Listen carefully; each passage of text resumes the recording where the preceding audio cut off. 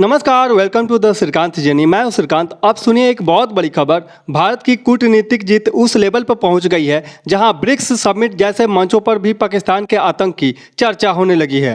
पहलगाम आतंकी हमला जो अब तक इंटरनेशनल मंचों पर दबा दिया जाता था, इस बार ब्राजील में हुए ब्रिक्स समिट में उसका प्रॉपर मेंशन हुआ और खुलकर निंदा भी की गई। और यहाँ खास बात यह है कि चीन चाहकर भी इस मेंशन को ब्लॉक नहीं कर पाया। क्यों? क्योंकि भारत ने शंघाई कॉरपोरेशन ऑर्गेनाइजेशन एससीओ के समिट में पहले ही शक्ति दिखा दी थी। वहां जब पाक चीन की मिली भगत से पहलगाम हमले को नजरअंदाज किया गया, तब भारत ने उस डिक्लेरेशन को साइन करने से मना कर दिया था। उसके बाद क्या हुआ? क्वाड मीटिंग में भी इस हमले की निंदा हुई और अब ब्रिक्स में इसका जिक्र होना साफ करता है कि भारत की विदेश नीति अब रिएक्टिव नहीं बल्कि प्रोएक्टिव हो चुकी है। अब आप क्या कहेंगे कि इसमें पाकिस्तान का नाम सीधे क्यों नहीं लिया गया? देखिए, इंटरनेशनल फोरम पर ना डायरेक्ट गवर्नमेंट इन्वॉल्वमेंट को प्रूव करना थोड़ा ट्रिकी होता है, मगर मूड और टोन पूरी तरह से पाकिस्तान के खिलाफ है। ठीक वैसे ही जैसे 26/11 के बाद दुनिया ने धीरे धीरे पाकिस्तान को खुलेआम जिम्मेदार ठहराना शुरू किया।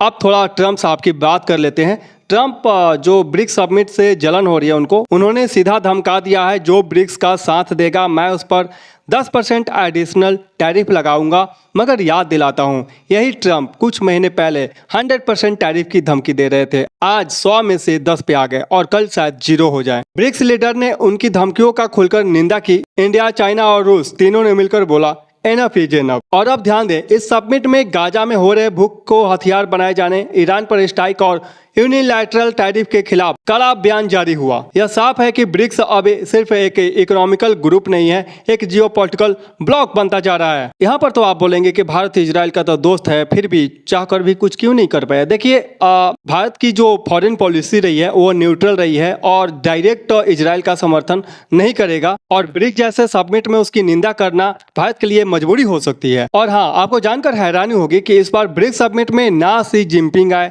ना पुतिन, लेकिन उनके डेलीगेशन पूरी मजबूती से मौजूद थे। वहीं पीएम मोदी इस वक्त 5 देशों के टूर पर हैं: घाना, तोबे, अर्जेंटीना, ब्राजील और नामीबिया। और नामीबिया जहां से दुनिया का 11% यूरेनियम आता है। अब सोचिए, भारत वहां क्यों जा रहा है? क्लियर सिग्नल है, भारत अब सिर्फ खेल का हिस्सा नहीं, गेम चेंजर बन चुका है। तो दोस्तों, एक बार फिर भारत ने दिखा दिया, जहां बात आतंकवाद की हो हम वहां चुप नहीं बैठेंगे और जहां बात कूटनीति की हो हम वहां पीछे भी नहीं हटेंगे। वीडियो अच्छा लगा हो तो लाइक, शेयर और चैनल को सब्सक्राइब जरूर कीजिएगा। मैं श्रीकांत वर्मा और आप देख रहे हैं श्रीकांत जर्नी। धन्यवाद।